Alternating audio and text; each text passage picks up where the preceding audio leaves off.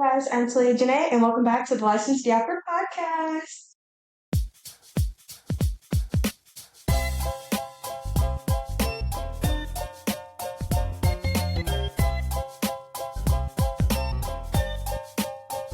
Hi, Girl and Pops. I'm so happy you guys are back with another week yapping with me. I love y'all. Thank you for staying with me. I have a lot that I want to talk about and tackle this episode. First, we're going to go ahead and recap all the pop culture moments from last weekend and talk about all the things that have gone on. So, first of all, the Oscars are last Sunday, and Michael B. Jordan won Best Actor. I am so happy for him. And for you guys to understand, this is a big cultural moment. There's only been a handful of black men that have won this category. I'm going to list all of them down for you guys. The first black man was Sidney Poitier. If you don't know Sidney Poitier, check out his stuff. He's amazing. Sidney Poitier, Denzel Washington, Jamie Foxx, Forrest Whitaker, Will Smith, and now for the sixth black man to win Best Actor is Michael B. Jordan. There's been so many Oscars, I think 90 something at this point, and only six black men have won that category. So it is a big, big moment for history and for the culture, and I'm so proud of him for doing that, and he 100% deserved it. I feel like a lot of people weren't giving him his credit. They were saying he won it because, the whole Timothy Chalamet drama with him dissing the ballet and the opera, but it has absolutely nothing to do with that. Michael B. Jordan won that because he was just the better performer, and he got congratulated for that. And I'm so happy for him, and I just love that happened over the weekend. It couldn't be better. It couldn't be a better Oscars. It was so good. Also, I was right. Amy Madigan did win Best Supporting Actress. I knew she was gonna win. She was amazing in Weapons. So yeah, that is the Oscar recap. Nothing really crazy happened on the Oscars. Nothing. Usually something happens. It's a little bit big, but that was the biggest thing. Michael B. freaking Jordan. This is where the hot topics really start getting interesting. Y'all know I've been covering the Secret Lives of Mormon Wives, and it's, I feel like I should start with that. We're gonna leave that for the reality recap, but y'all, all the stuff that's came about Taylor and The Bachelorette, absolutely insane. Let me just start off with this. Domestic violence is not okay in any situation when it's against the man or the woman in a relationship. But this situation just seems the timing is too suspicious for me. Let's go back a little bit. So the video that came out of Dakota and Taylor and their domestic fight that was so hard to watch, very unsettling, very uncomfortable. That happened back in 2023. If we remember, the first season of Secret Lives of Mormon Wives talked about this very event. Dakota has went on podcast and talked about it. Taylor has went on podcast and talked about it. This is something that wasn't new to anybody. It was such a big deal because it's the first time that we actually visually saw it with our own eyes. We have video proof of it. Taylor already went to court for it. She was put on probation for it. Like, it's nothing new. That's something that people have already known the details of, but watching the video kind of made the whole thing a little bit worse. And the fact that it seems like she just attacked, or allegedly, there was a domestic dispute between her and Dakota in February, towards the end of February. So that's why this is coming all the way back around. The Bachelorette was supposed to premiere on Sunday. They canceled it. It's done. It's not gonna come on anymore because of this video. And I feel like if Dakota's behind this, I don't feel bad for anybody because Dakota, number one, you knew this happened in 2023. You did nothing about it. Y'all love this toxic relationship y'all are in. Y'all love it. Y'all thrive in it. And it's gross and it's disgusting, but you knew about it. You knew she threw a chair that almost hit her child. You knew these things were happening and you were okay with it and you didn't do anything to stop it, which is my issue. So if he let this video out now, it just seems like, why are you not using this now to ruin her moment?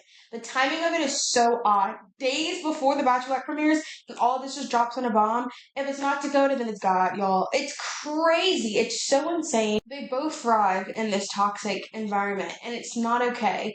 And the fact that her kids were there, I think, is really making this all blow up the way it is, and it's making everybody uncomfortable. And I just feel like, oh, Taylor. Let's be so for real. Also about Taylor, the way Taylor's been acting on the show since season 1, if anybody else acted like that, y'all, uh, let's be so for real, then they would be called every name in the book. Taylor is she's not innocent either, because why do you keep going back to a man that is making you crash out in this way? You have 3 children. You are grown. You're in your 30s. She's like 32. Crashing out shouldn't be for 32-year-olds anymore. You should be figuring it out. Like, I just feel like both of them are to blame. I don't know where this is going to go. Now we're not going to see her season of The Bachelorette. I low-key feel like Hulu and ABC is going to find some kind of way to show this show. The Secret Lives of Mormon Wives was also put on hold. They paused the production of it for season 5. The whole thing's blowing up. I feel bad for both parties, and I feel like both parties are guilty. I don't think anybody's innocent in this situation. And at the end of the day, I care about her children, but I really wanted to see that. I really want to see that season of The Bachelorette. I did. I wanted to watch that show, and now that it's gone, I don't. I think Taylor and Dakota need real therapy, and I think the nerve of him to try and get custody of the kid and protective orders. Like, sir, like, I want to see what's happening before you press play on that video, if you want to be so for real. Because she didn't just crash out that way. Something happened. There was a beginning and there was a before that we're not being seen or shown. So I don't believe either of them, actually. I think all of it's bad. Both of them should be held accountable for this whole situation. It's so disturbing. And then today, or last night or this morning, something like that, Jesse's husband, Jordan, filed for divorce from Jesse. And we just saw in the season talking about her prenup. Like, Jesse, why? I don't know why she didn't decide to hit first. I don't know why she let Jordan have the satisfaction to divorce her first. She did that all backwards. She had the upper hand. It's her house, her money, her everything. And she let this man come in and divorce her. Even crazier, not surprised by it, because come on, they needed to get a divorce. They were not for each other anymore. But just the fact that he did it to her, like, sir, go sit down. He just wanted something to have to lay up on her on something. So the Secret Lives of Mormon Wives is blooming up. I don't know when season 5 is going to air. I don't know when it's going to come back. I don't even know if Taylor's going to come back. This has all been a big mess, and I can't. I hate saying I can't wait to see how this unfolds, but it's so messy right now. I need to see how this ends. So that whole situation is a lot. It's too much for me, actually. It's such a delicate situation. I don't even like to talk about it, but I have to talk about it.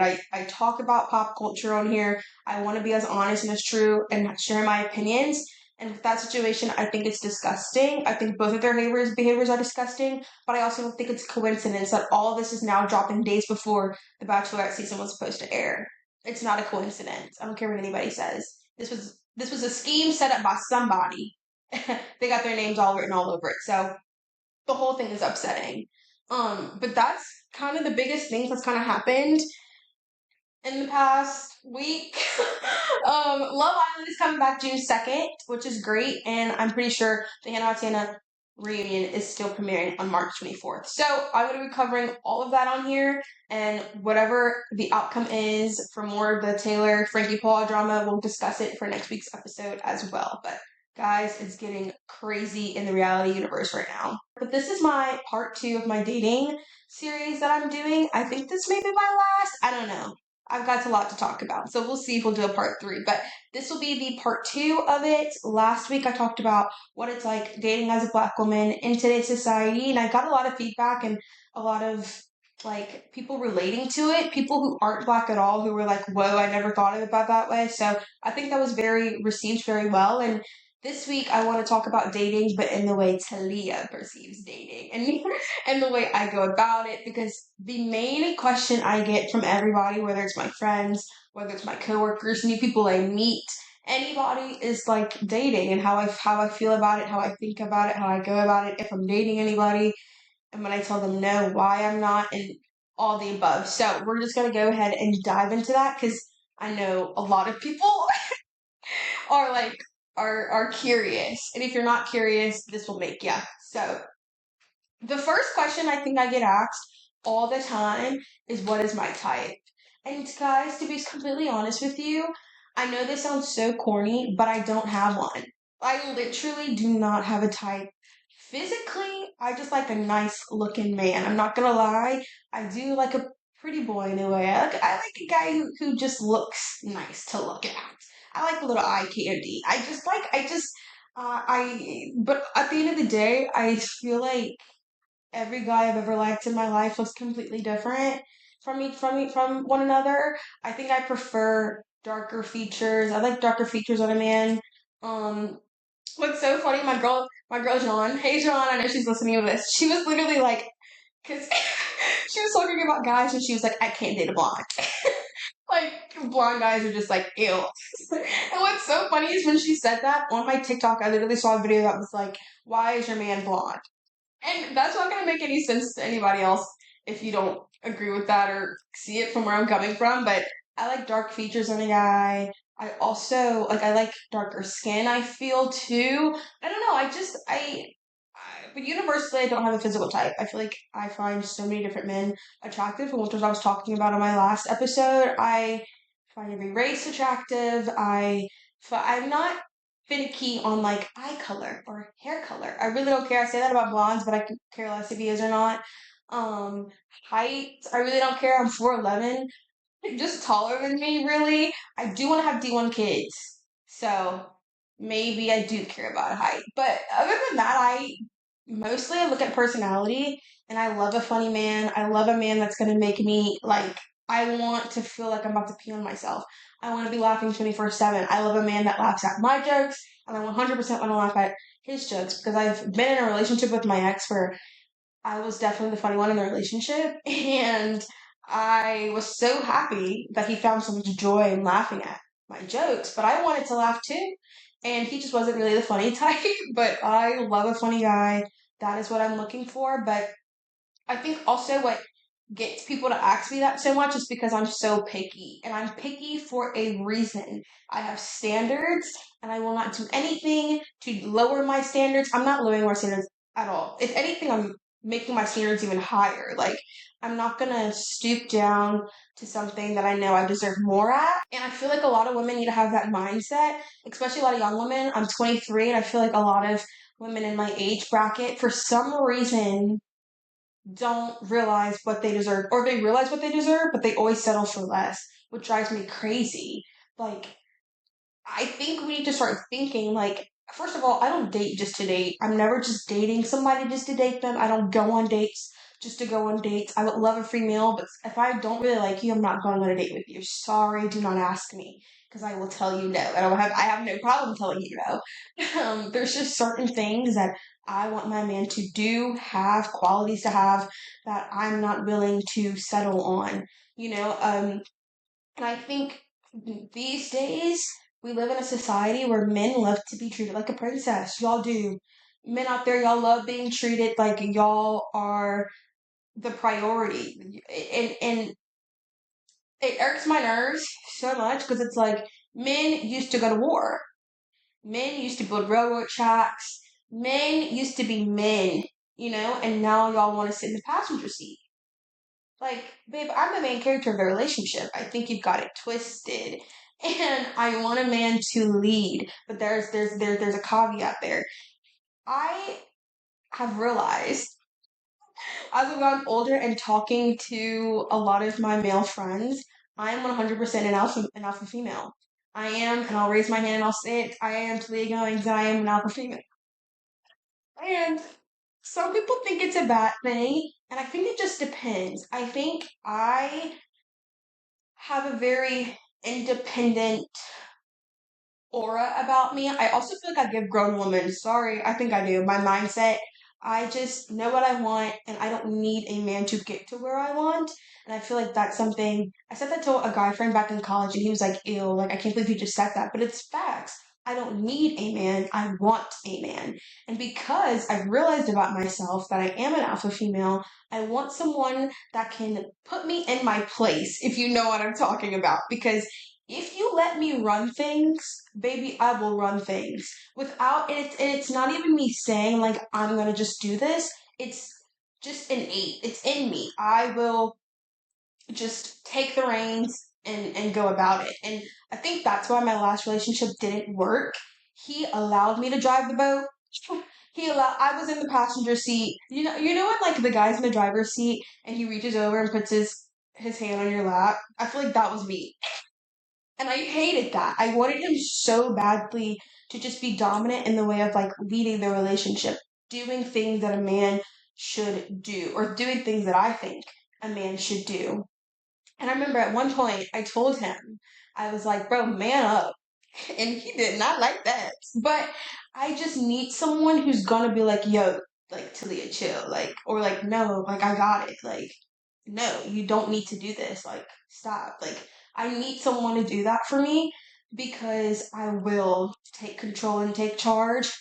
And even though I don't want to, but I feel like because you aren't, I feel like I have to.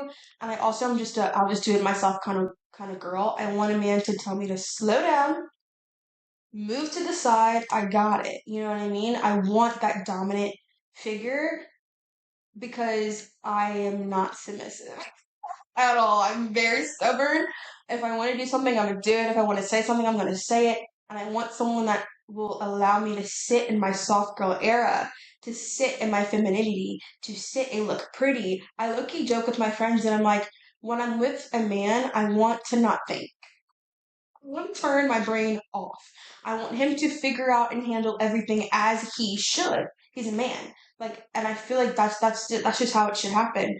I'm a main character. I'm here looking pretty. I'm here representing the relationship, but you're also the man and you're leading me. You're holding my hand and you're directing me to the path that we're supposed to go in, the correct path. Because men will do that and lead you down the wrong path, and that's not okay. You know what I mean? So I know where I want to go. I just would need to, I need, and I can definitely steer it there, but I need a man to take my hands off the wheel and him grab the wheel and him do it for me. And those are the standards and the priorities that I have, which is why I've been like, I want to date older. I want to date older because I feel like guys my age and guys even younger than me don't have that ability or quality. I think as I've also gone older, I've been really attracted to men who look like men. Like, I don't want someone who looks like a little boy. Like, I think I just like a manly man, and I think it also just comes from like um my dad has so many amazing qualities, and he is a man's man, and that's just what I want. That's just what I want to have in my relationship. So older, as in like not like 40s. We're not getting crazy. I'm thinking like 28, 27, 28 range. Someone who seems like they're kind of got it together. I feel like I just need someone older, smart. I look for emotional intelligence. As much as I love to laugh, I like to have deep and real conversations, and I need somebody to have those deep and real conversations with me. I need to be stimulated mentally because eh, if we can't talk about things that matter to the world, then what are we doing? What are we doing? You know what I mean? I have to have that. And also going back to the whole men thinking they're princesses, I also feel like here's something that I cannot stand, and this topic has come up so much in my life recently, and it's like my friends, my guy friends, they're all like, Talia, shoot your shot, Talia, shoot your shot. Pause. Who do I look like shooting my shot at a man? That's just not for me. And if you do that, girly pop, I love you. Women power. Women can do anything. I'm all for women doing anything we want to do. But one thing this woman will not do is shoot my shot at a man. I'm just not doing it. I told my coworker today, like, when I hear girls talk about they're going to shoot their shot at a guy, I don't know if y'all have seen that meme, the meme where it's the princess, she's sitting on her throne, and the jester is dancing in front of her, but in reverse. Like the woman is the jester dancing for the man. I'm not doing that. That's what that sounds like to me when a woman says, I'm going to shoot my shot at a man. I'm not sliding in no DMs. I'm not walking up to a man out anywhere and trying to get his number or holla at him. That is a men's responsibility. And men are taking the princess, they want to be passenger princesses and be doted on, act like they're the prize because we're doing that.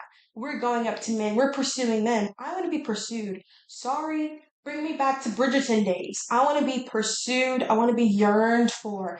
I am a believer that a man should like the girl more in a relationship and the girl should like the man. Both should like each other, but I feel like the man should really be pursuing her. I want to feel pursued. I want to feel like he is working for me. You know what I mean? Like he is doing anything he can to get me. He's showing me that he likes me.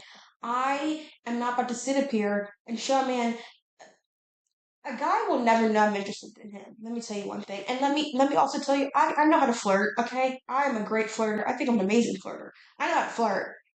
So I do my little flirty things here and there, but at the end of the day, you will never know if I actually like you or not because I will never voice it to you until you voice it to me. And that's just how I roll. So, no, I'm not going to shoot my shot at a man. Stop asking me, stop telling me to. It's not going to happen. I feel like if a man really wants you, he will get you. If you're spending time around a guy, he knows your personality, he knows whether he likes your personality or not. He knows what you look like. He knows if he's physically attracted to you, if he finds you pretty. He knows those. So if he wants to holler at you, babe, he will. You don't have to make yourself known or put yourself in a situation where y'all are together so y'all can talk. If he wants to reach you, babe, he will find a way to reach you. He will ask anybody for your number. He will go to your house. He'll mail you something. He'll send a pigeon to get a letter to you. If he wants you, he's going to show you he wants you. If a man wants to, he will. I fully believe that. I'm not going to go out of my way putting myself in a situation so a man can talk to me or to text him or to call him or to sit next to him. No, I'm not doing that. That's just so I want to feel like he worked for me. And then in the future, if we're supposed to be together and we have kids, I want to be able to tell my daughter, your father yearned for me. He worked for me. He pursued me. That's how you should let a man do for you. Don't go out your way trying to get any man's attention. I don't do that. I never will. I never have, and it'll never happen. That's just not my vibe. Again, ladies, if you want to do that, all power to you. Women can do anything. I just don't think we need to do that. I think we need to taking men, stop taking on men tasks for them. Like, nah, that's not for me. We also run a strict program. I don't think people understand. I'm a one strike you're out kind of gal. You do something that I find disrespectful, rude, not okay, you say anything, I'm done. And when I'm done, I'm really done. I will forget about you in a second. That's just how I work. I don't play. I run a strict program. I just don't, and I don't do second chances either. Sorry, I just don't do that. If I find you, I don't know, texting other girls, bye. No going back. That's just how I roll, and I will not look backwards. I don't care. That's just how I roll. I don't know why I have that in me or where that's coming from, but that's just how I roll. If you lie to me, bye. If you disrespect me, like calling me out of my name, bye. Done. I have no tolerance for ignorance. I I don't want my time to be wasted. The second I feel like my time is being wasted, I'm done and I dip. And I may feel, depending how deep I'm into the relationship, I may feel sad, I may feel upset, I may cry, but you will not see me back in your phone. You messed up an opportunity and you will be going the rest of your life being like, I can't believe I messed up my opportunity with her and you'll never see me again. But here's the thing, I'm petty in a way of you'll never have me again, I'll never give you another chance, but I will not block you on any social media because I think you need to sit and watch me be great. I don't block people. I you will see me everywhere. And every time you see me, you're gonna be like, dang, she's the one who got away. This is the way I roll. I don't have the patience or the tolerance for it. I don't want to be the girl that's sitting in her bed crying over a man. I just can't do it. It gives me the ick. I can't do it. And I'm not saying you shouldn't do it. I'm not coming for anybody because I think in certain situations, like relationships are hard. I think I've also personally I've never been in a relationship where I've loved someone, but in and I love you. I'm in love with you. So I don't know how I'm gonna be if I get once I get there. I've never experienced that before. So like I've had a boyfriend before, but I was not in love with him. And I did not think he was gonna be the father of my children. I did not think I was gonna marry him. He was gonna be my husband. Like I didn't see that with him. So it's probably why my heart wasn't like broken with him. And I've never had my heart broken. So I don't know how I'm going to feel when that happens. But I don't want a man to have the satisfaction of that he affected me. which is probably something I need to deep dive into of why I have that and why I feel that way. I think there definitely will be a time where, hey, I may experience heartbreak and I will be crying and I will be upset and I will just feel like my whole world is falling apart. I haven't experienced it yet. But I also know myself where it takes a lot for me to cry. I have to really, really care about you to make for someone to make me feel emotional about them. So, hey, I'm going to take that back. I might cry. I just don't like the picture or the thought of me sitting in a bed crying over a man. That really makes me sad and mad and upset and so many emotions. I don't want to give that man that satisfaction. And he won't get that satisfaction because, again, like I said, I run a strict program. One strike, you're out, bud. See ya. I don't have the time or patience for it. I just don't. I don't know where that's from either. But I, I'm gonna ask Mary and ask her if she was like this. Actually, she was. So that's probably where I get it from. And like for me, when I like someone, it's a big deal. Crushes where like I don't really like them. I think they're cute to look at, or I think they have a fun personality. But when I like someone, when I'm like, ooh, I like him, it's a big deal because I don't like a lot of people. Again, I find people attractive. I like to appreciate God's creation. God has made beautiful men. Why can't I, sit back and observe them and appreciate it? I do that, but to say I like someone is something I don't say ever. So when I do, don't play with me. Like, don't play with me because a lot of people don't know. I feel like I come off very hard. I come off very hard, but I'm a very sensitive person to the people I care about. I put you in a category of you're my people, you're my person, or you're just someone I care about, and you do something to me, I get very emotional about it. With other people, I can care less, but with those select few people, you can get me to a place of showing a lot of emotion, and when I put you in that category, don't play with me because I don't like my emotions to be hurt. I don't like to cry, first of all. I don't like people seeing me cry.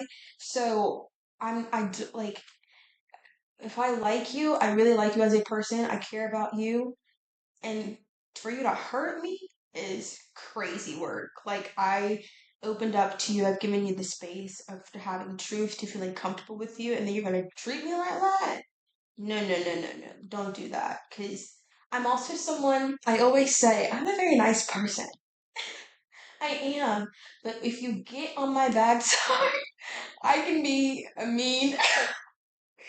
It's not good to say that about yourself, but I know I can say things that are crazy. And I don't want anybody to get me there. So when I say I like you, handle me with care, okay? Or it can turn and I'll crash out real fast.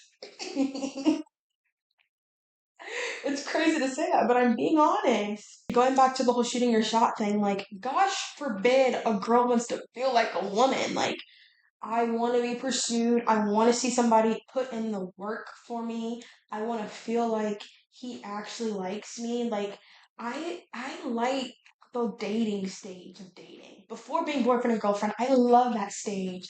It's just two people getting to know each other, figuring out like our little quirks. Like the second I can get weird and like say my vocal stems around somebody and just be off the wall, just like weird and crazy, that's in a silly, goofy mood 24/7, that's when I know I like you. And I love that stage of dating. I want to just feel like a little girly pop, being treated like a princess. Like a man is supposed to be in front of you dancing to get your attention. He's supposed to do that. He's a man. Like he's supposed to come after us. And also, I literally was telling myself this the other day. I have conversations with myself all the time. And I was telling myself, I was like, bro, women are out here shooting their shots. We are the only species on the planet where we try to go after men. There are so many animals out there. They fight. They duel for the woman. Lions will fight each other for a female lion. And we're out here texting a man in his DMs, liking his Instagram story. Make them duel out on the front lines and make the men duel for us. That's what they're supposed to be doing. Male birds, do you know why male birds are prettier than female birds? Let me tell you. It's to get the attention of the female bird. Why is it? Do you know why a male peacock has all those feathers? It's not just because he wants to be a diva and look cute. It's because he does it to get the attention of the female peacock. He pulls out all the stops to get our attention. That's how it should be. That's how it should be, ladies. We have birds putting out their feathers and doing a little dance to the female birds. Y'all have all seen those videos of the male birds, and they, put out their feathers and they start dancing real crazy in front of the female. It's because they're supposed to be dancing to get our attention. Make them dance. Dance. Work for it. We're the only species on the planet that's running after a man. It drives me crazy. That's not how God intended it to be. I also think it's a faithful thing. I don't I don't know the scripture by heart, but I know like God did not put us here to be running after dudes, bro. The man is supposed to be, if you are faithful or if you, believe in God, a man is supposed to be, the head of the household. He's supposed to lead the household. But he's supposed to be creating a space for us. Why are we trying to create a space for them? I just don't get it. Like, it makes me so upset. And I want to tell my friends, do not text that man. Has he shown any interest in you first? No? All right, then leave it there. That's how I roll. I wait until I see a sign that you're into me. Whether it's you telling me or you can tell. When two people are flirting, you can tell. And until then, you will never know I'm into you. You'll never know. Because I don't work that way. And one of my guy friends at work, Lawson, I'm calling him out, Lawson Kennedy, he's gonna love that I just called him out, but he always tells me like, Talia, like, let me show you some game. I'm like, first of all, I don't need your help with that. I have game. I know how to flirt. I know how to do my thing. But he feels like that I should be putting myself out there. I'm not going to do that. I'm not doing it. And he's always like, Talia, you're going to be single for a while. And told me that one time. You're crazy for that, Lawson. But also, cool, then. I'd rather be single than try to get a man's attention for him to like me. I'd rather be single, babe. I'd rather be single with 15 million cats. I'd rather do that. I'm not gonna pursue a man.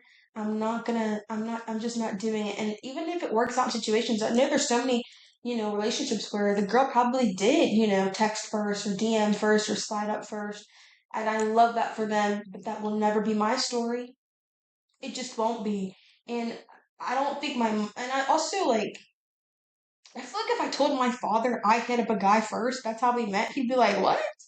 Like, why did he hit you up first? Like, I am the prize. Sorry, that's an argument too. Like, who's the prize?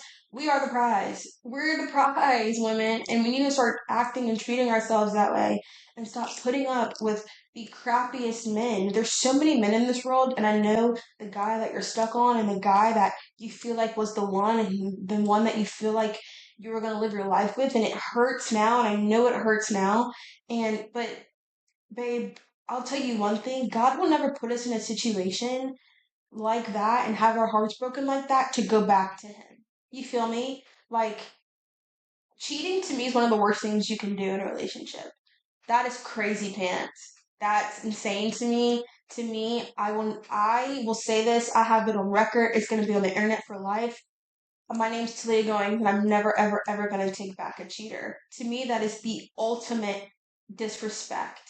That's crazy. That means whenever you were doing what you were doing, you were not thinking about how it affects me, our relationships, my emotions, my mental. You were not thinking about me in the slightest. And if you were thinking about me, that makes it worse.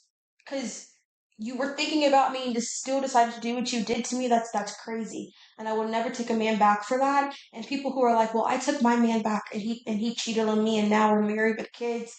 That is not a situation. That is not a relationship that God put in place. God would never put us in a situation like that. anything in the Bible, it literally says one reason for divorce is an affair. Why are we going back to that then? He is giving us an out, and instead we're staying? That's crazy. We have to say, I am worth more. There was more out there for me. You lost the best thing that could ever happen to you, which is moi, and I'm not going to go back. It's also just a respect thing for me. Like, I, I, I thrive on respect and romantic relationships, friendships, coworker relationships. Respect is so important. And to me, that is the ultimate disrespect betrayal. And you have to say, I respect myself more to not get back with you. Period. You lost your opportunity, you lost your chance, and that sucks for you. But you will not take me and bring me back down to that level because I'm worth more than that. And there was a man out there there is a man out there who I thought you were the man sent from God, but you weren't. There was a man out there who would treat me with the utmost respect, who will never cheat on me, who will never look at another woman with lust in his eyes, who will never have his eyesight swerve to another woman. His focus will always be on me. He is out there, and you are not that. We have to stand tall, babe. Like that, the TikTok meme that's like, get up, women. Like, we have to realize there's more out there for us, and you will go through it, babe. I'm not saying it's easy. You will go through it, but I don't have tolerance for it. I just can't do it. It's just not, I can't. Because I know what it takes for somebody to access the emotional parts of me. It takes a lot. I'm not an open book. I'm not an open book. I'm not someone who just shares their emotions with everybody, who shares their deepest and darkest secrets with everybody. It takes me a lot to trust someone as a friend, to trust someone in a relationship. It takes a lot. And when I let you in and you walk all over my emotions, that is when that sadness turns to rage to me. Because it's like, you disrespected that. Like, I I trusted you and you just did that to me. That is when I have no tolerance. And we have to start saying that, guys. We have to start saying we have no tolerance. I remember back in what, 12th grade, or not 12th grade, my sophomore year of college, or my sophomore year of high school, I'm sorry. I was in one of my electives and I was saying how like I don't do second chances back then, and I was like what 15. Talia has always been on this, all right. And I remember when somebody in the class was like, "Yeah, Talia, but people change. You can change, but change over there. Change for the next girl. You ain't changing for me. No, no, no, no. You can be happy. People grow, and people do grow. You can grow and be a better man for the next one. Not for me. Not for me. Because fool me once, shame on you. Fool me twice, that's shame on me, babe. And it will never be shame on me. We're gonna stop at shame on you, and I'm gonna keep it pushing. You can be a better man for the next girl, not for me. Once you lose my trust, I'm kind of done. It's hard to get it back. And I love myself way more than I loved you. I could be in love with you. I love myself more, and I would not put myself through that cycle again. That is a mental cycle you'll have to get over, and I'm not doing that to myself. Cause what? I'm gonna send you my therapy bill? No, you ain't gonna pay it, so I'm not doing it. We have to respect ourselves more. We have to. I will never let a man tell me twice that he doesn't like me, and I will never let a man get another opportunity to make me look stupid again. I can't do it. I can't allow it.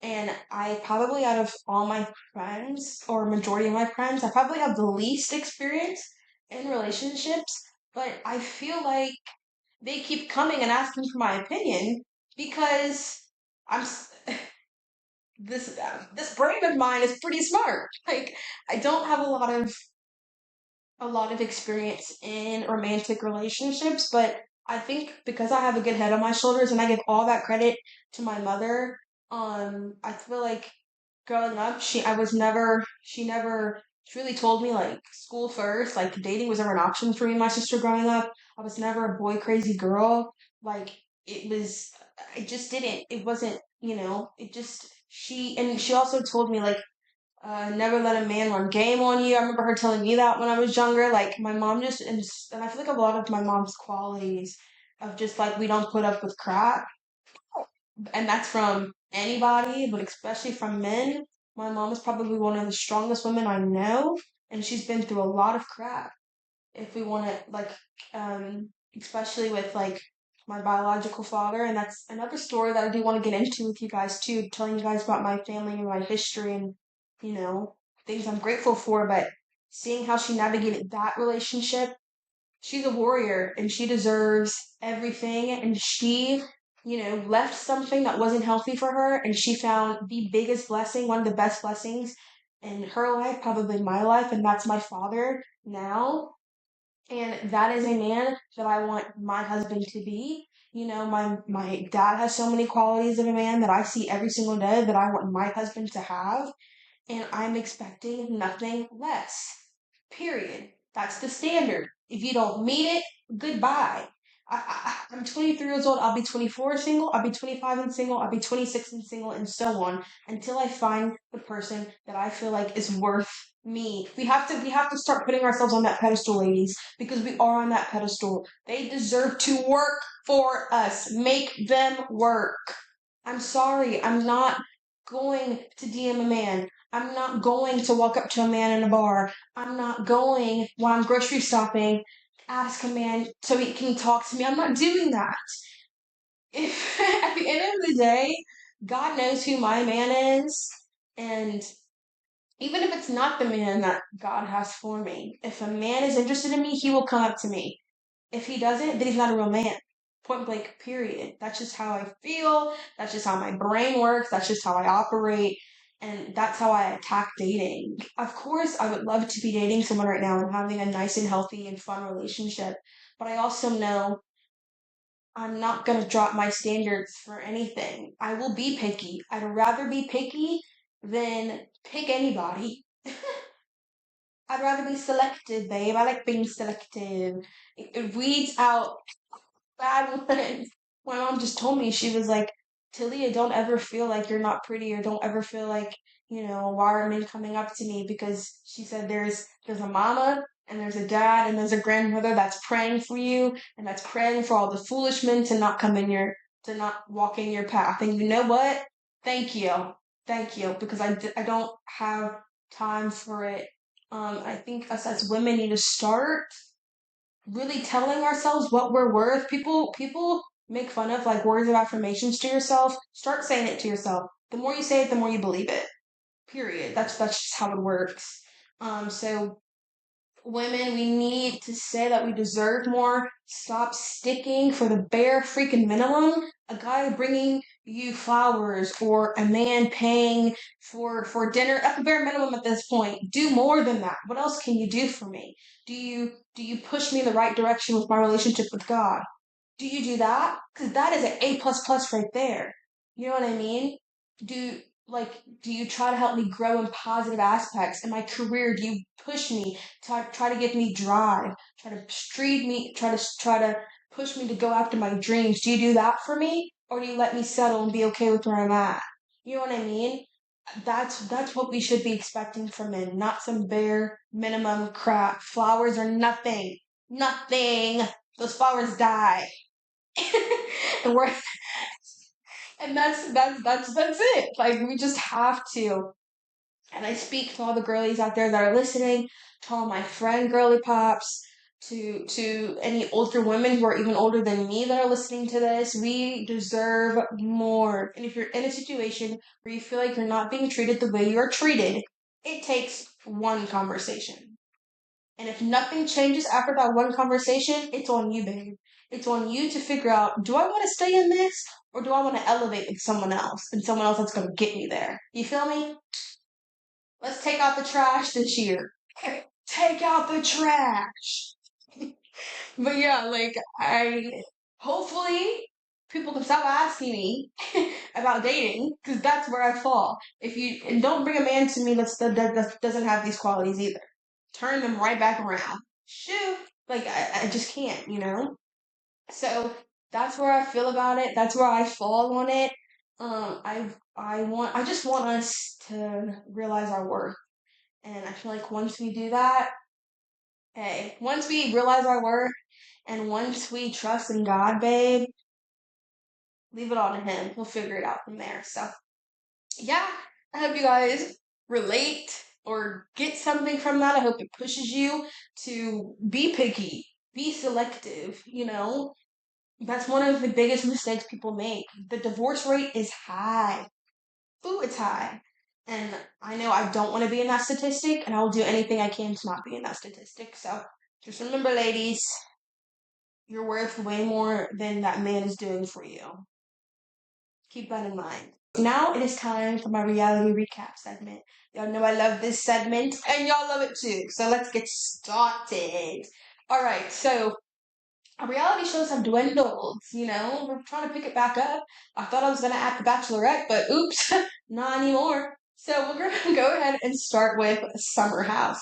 So let's just talk about the Truth or Dare game, or the Spin the Bottle game, and Wes getting closer and closer to Sierra. What was that? Even Sierra literally broke the fourth wall, looked at the camera, and was like, "Are y'all seeing this?" Like, the connection is undeniable, but again, and I say this every time when it comes to Wes and Sierra, they will never work until Wes mans up. He mans up and he shows that he is a man of intention, and he will take her heart and protect it, because he really broke it last time, and I think he knows he really broke it last time, and he's trying to take really, really slow measures. But this whole like telling other people you like me and touching me, like, no, be straightforward. Like, he needs to have a sit down conversation with Sierra, and in the mid season trailer it shows that. So I can't wait for that conversation and see how they both kind of navigate it, and how Wes navigates that conversation. Bailey and Ben had a heart to heart, and I'm happy for them that, you know, the bad blood is under the bridge now. But in the mid season trailer, Amanda talks about how Ben wants to get with her, which is what Bailey has been saying all season. So I feel like Bailey's going to get an apology at that reunion, because was Bailey right? It seems like she was. Also, Kyle and Amanda. I have to talk about this. Every episode, we see more of an insight into their relationship. First of all, the intimacy between them is completely gone. When Amanda was like, "I'm gonna go shower," and Kyle was like, "I'll come with you," and she was like, "No, do not come shower with me." Like, oh, for a married couple, there's not a lot of sparks flying between those two. And the whole conversation with them about Kyle and being a DJ, when Kyle was like, "I'm getting a manager to be a DJ," and she was like, "Hold up, I didn't marry a DJ. Like, what are we doing here?" And for him to try and turn this around and act like, "I'm doing this to give money for this family. I'm doing this for Loverboy. I'm doing this." No, you're not, Kyle. You became a DJ out of spite of Amanda, because Amanda wanted to do other things. You didn't want her to leave Loverboy, so you became a DJ in spite of her. And now you're trying to stay being a DJ and make it your career? Yeah, no. Don't try to switch this around and act like you're trying to help the family and you're doing this. You're not doing this for Amanda. You're doing it for you. And every single episode, Kyle continues to show how he does things for him, and then he turns around and acts like he doesn't know what he's talking about, and he doesn't understand where this hostility is coming from Amanda. Amanda is tired. She's tired, and she's getting sick of his behavior. And that's actually where it's coming from. And you know, that just made me so upset when he tried to flip it on her and act like this was for her. No, babe, it's for you. All Kyle cares about is Kyle Cook. And it's becoming very apparent. The conversation they had at the dinner table, I love. For some reason, is the only show on Bravo who talks about these topics, and I don't know why, but that made me so happy for them to all just be like, we have a different pressure put upon us because we're Black. Like, yes, we're all castmates, and yes, we're all experiencing the same thing, but once this show airs, we're going to be hit with things that you guys have no idea about, and you guys are not going to be able to relate to. And I loved how Sierra was there, and she was like, you know, after that relationship with West, I got hit by so many things, and it being about my race, being about me dating less and what that instilled, and then having KJ be like, yeah, I'm the first black man to ever be on this show, and I know that I can't react the way y'all react, because let's be so for real. If KJ had a crash out like Kyle has every single season on this show, KJ will be villainized immediately. It will be a whole different situation. They will not let KJ have a crash out like that. But Kyle crashes out 24/7. And Kyle even acknowledged that, which was surprising to me. He was like, I do this, but I know you can't. And KJ is basically just saying, like, the pressure that is put upon us is insane. Pressure that y'all don't even know is put on us is insane. And for him to be the first, he's doing an amazing job. He is an amazing man. That is a man written by a woman, y'all. KJ is a man written by a woman. He is a lover boy to heart, and he just cares about women. And I think when a man is also raised by women, their perspectives are just different. And I love him, and I love Cedar, and I love Mia for having this conversation and for talking about this every season, because it needs to be talked about, because we forget about it. And we need to remember that these are three young black people who are in the Hamptons, which is a majority white town, and what their experiences is like, and what their experiences is like being on an all white cast on a TV show where the viewers are mainly white. And I just love these conversations every year on Summer House. It just makes me so happy, and I can't wait for other shows to also have these conversations, because then we won't have to have these conversations. People get uncomfortable with these conversations, but once we keep having them, we won't have to have them anymore. And I don't know. I just love them, and I loved that scene. And this Summer House has been such a great season. I think people were worried about how Summer House was going to prevail without Paige, but they're doing a phenomenal job, and I love it. I love this show. It's so good. It's just so real. I love it. Um, and now lastly, we're going to be talking about the secret lives of Mormon wives. Um, we were supposed to be recapping episode 4, 5, and 6. So much has happened, so I don't really know how much of this is going to matter, but we're still going to talk about it, because why not? But it's been a crazy week for the secret lives of Mormon wives. Miranda said something very interesting. She said that she feels like uh, Taylor doesn't feel like she deserves a man who treats her right, and from all this toxic behavior we've seen on the show and we've seen outside of the show with this whole bachelorette thing with Dakota, I think Taylor needs to do some real deep dive self work. I don't know if she loves herself. I don't think she does. I think she deserves the way Dakota treats her, and I don't know if she knows how to get out of it. And it's scary to watch, and it's so sad to know that she's walking around with all this energy on her. But I think Taylor needs to realize she does deserve a lot, but she also needs to get help. When you're in a mindset like that and you're in a toxic relationship, it's hard to see yourself outside of that relationship. And I just hope, especially with all this going on, that she takes the time to really work on herself. Demi quit again. Are we surprised? No. With the Marciana lawsuit, I think it's still going on currently in current times, so we don't really know where that's going to happen or how that's going to fall, but she quit the show again. I don't think she'll be on season 5. So I don't really have a lot to say about Demi. I don't care for Demi personally. In episode 5, this is when they were in LA, and then Taylor slept with Dakota again. Again, guys, this is a endless cycle that both of these people like being in. They like being in this cycle. For what reason would Taylor sleep with Dakota? After she found out that he just slept with the girl on Vanderpump Villa, she decides to sleep with him again. She keeps rewarding him, which is why his behavior continues. You're yelling at him and telling him he's horrible, but then he knows, all right, give her like a week and she'll be back in my bed. Like, again, the standards that we have to have for ourselves, we have to realize we deserve more. They are both in on this, and the girls at this point are over it. They're over it. They're tired of this. It's getting boring. The narrative is boring. All of it's boring for the viewer. It's boring, and they need to work on it. Even when they have that conversation outside with Jace and Michaela, it's back and forth over and over and over again. It's very toxic. They don't communicate. They don't know how to speak. They don't know how to talk to each other. And I'm not surprised. And I hate saying this, but I'm not surprised they've had so many bad arguments that have gotten physical, because their emotions are all over the place. Nobody's listening to each other, and they don't think. They're not thinking. It's a lot. And I don't know why she would do that. It's embarrassing. And as a friend, personally, me and my best friend Vic say this all the time. Like, watching a friend continually to choose the bad route gets exhausting. And at some point, it's like, I don't even know how to be your friend anymore because I'm tired of hearing about this. And I know the girls are tired about hearing this conversation. I need you to better yourself. I need you to realize you deserve more. And if you don't, then stop telling me about it. You're just gonna keep getting back with him. It's Taylor needs to figure it out in Dakota. And I don't know where it's gonna go, y'all, but it's a lot, and it's getting to be way, way, way, way, way too much. And then in episode 6, the main thing that I took from it was that Taylor and her mother both need to go to therapy together as well. Their relationship is very, very toxic. They butt heads all the time. Like, me and my mom butt heads, but that was crazy. Like, first of all, I would never curse at my mother. I don't curse around my mother. I don't speak words like that to my mother. I mean, I've said things that probably wasn't respectful, but to curse at your mother is crazy. Like, the curse word she was slinging at her mom was crazy, calling her mom the B word, she calling Taylor the B word, like, it's very toxic.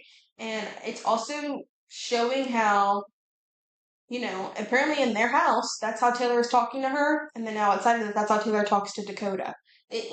Everything relates, guys. It relates. So seeing that made me realize they need to have therapy together. They don't communicate well. I don't know why they don't communicate well. They're probably more alike than Taylor's mom and the other sister, but that was hard to watch too. Like, and I don't know why I know why we're filming this because they have a reality show, but I feel like Hulu also needs to be responsible because they are allowing this stuff to air. It's very toxic. It's become uncomfortable. It's not even like fun to watch anymore. It's uncomfortable, and it's just showing how much therapy is really needed and how much people should actually go to therapy and utilize it. It's not for the weak, it's for people to grow and to realize that they need to do better. And I hope Taylor and her mom watch this back and realize they need to work on their relationship and for it to be more healthier because it's not good at all. And I hate watching it and I hate saying it.